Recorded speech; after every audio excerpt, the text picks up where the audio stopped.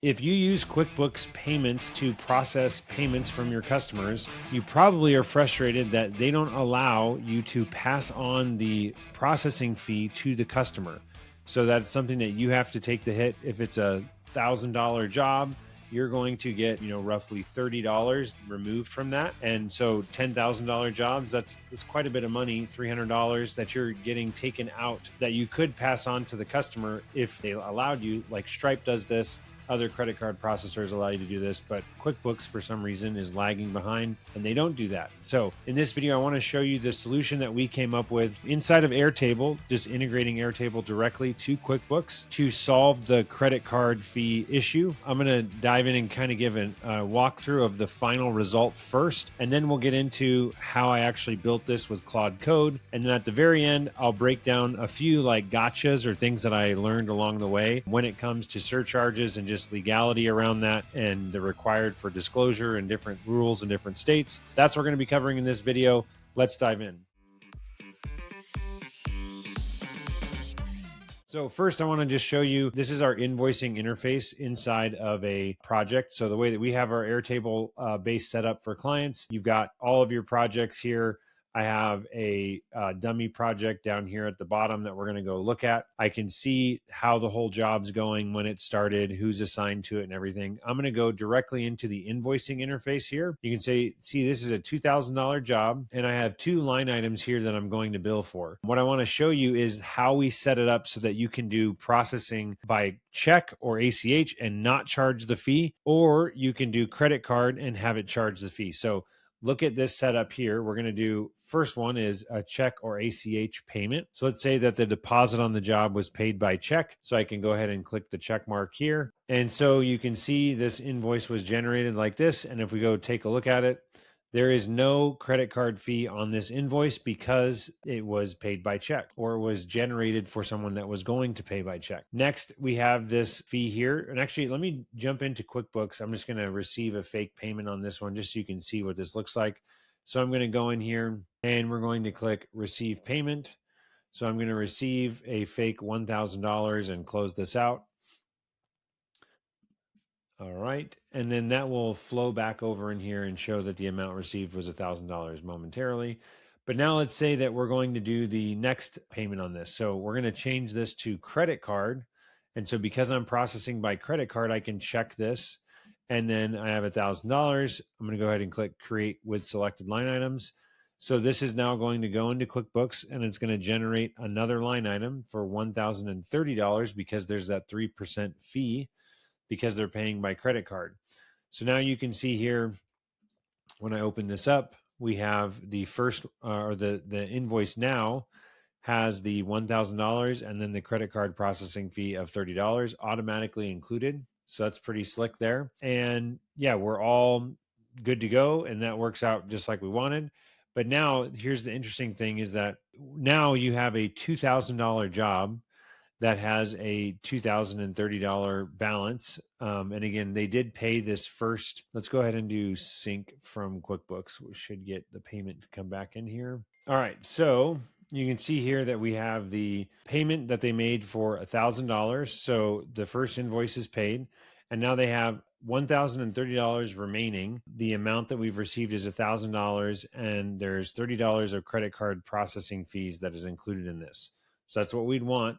I'm going to go in and mark the payment on this one as well. So we're going to view this in QuickBooks. And once again, we're going to go ahead and receive payment on this. So record and close. And then we're going to save and close that and click yes. All right. And then when I come back to Airtable here, we're going to see the other payment show up here momentarily. So there we go. Now you can see that this is the part that's critical to show correctly, is that we have a $2,000 job. The amount received was $2,030. And now normally you'd say this was a negative $30 remaining balance. However, there was a $30 processing fee that was included in this. So just from a quick snapshot, you're able to see everything together, that they have the total job amount fully paid. All that information syncs over just like we would want. And that's how we came up with it. So that's the setup. Now I want to get into how did I actually do this and what was the process to build this out. So in the next portion of the video, I'll go through kind of how I'm dialoguing with Claude just the initial overview. This actually took me about a day and a half to actually hone and thinking through all the different possible things that could happen, but it should give you a decent snapshot. And then the last part of the video, I'll go into the things that I uncovered along the way with just legality around surcharging and whatnot. What I'm going to pull up here now is a Claude session to show you how I'm working through this. And we'll see where this goes. So let me share my screen here. I'm trying to build an automation that automatically adds a 3% fee to the invoice that's getting generated if a customer selects that they want to pay by credit card. If the customer wants to pay by check, then the 3% fee would not be added. However, I don't want to make some new path. I want to build this into the existing invoice creation path that exists inside of our accounting integration.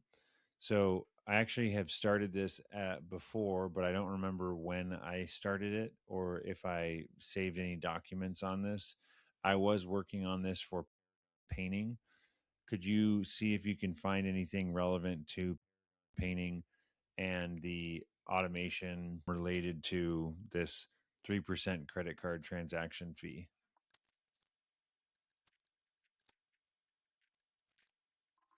And to be clear, this is something that was asked for a number of times. You'll see Slack messages on it, but this is also something that we've talked about in detail with painting for the credit card fee. And we'd actually talked about this in a recent conversation with them where we were discussing the process of their crew leader doing the payment and having a button for pay by check or pay by credit card. So a lot of clients are asking about this. So it's not on specific, but there might be some context that Seth had or from had that would be helpful in creating this. And again, remember that I want to do this inside of Prismatic and I want to modify the existing flow in the accounting integration to come up with the most logical way to allow for flexibility of creating with or without.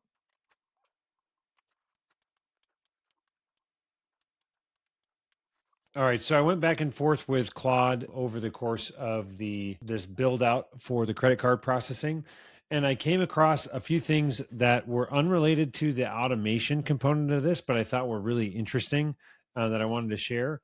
The first one is that credit card charges is not always legal in certain states, so you need to check the state that you're in to make sure that you're allowed to actually do a surcharge for credit card fees.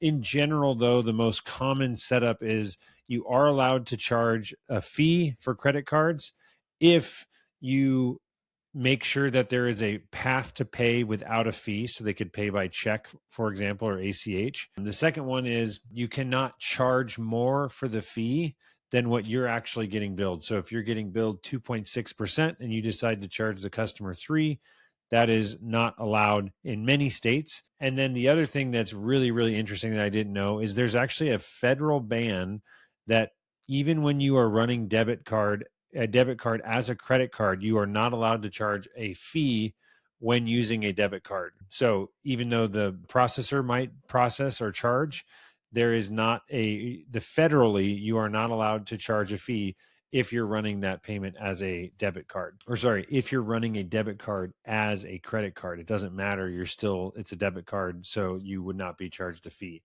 I don't know what the implications are with that, but this is just information that I found along the way. And then the other thing is that the surcharge itself is often taxable. You have to decide, are you doing a surcharge on the pre-tax or post-tax?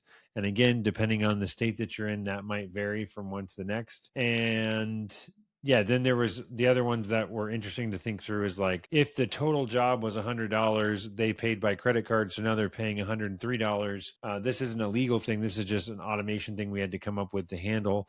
And that is, what do you want the customer in that situation or what do you want the record of the customer to show in your Airtable?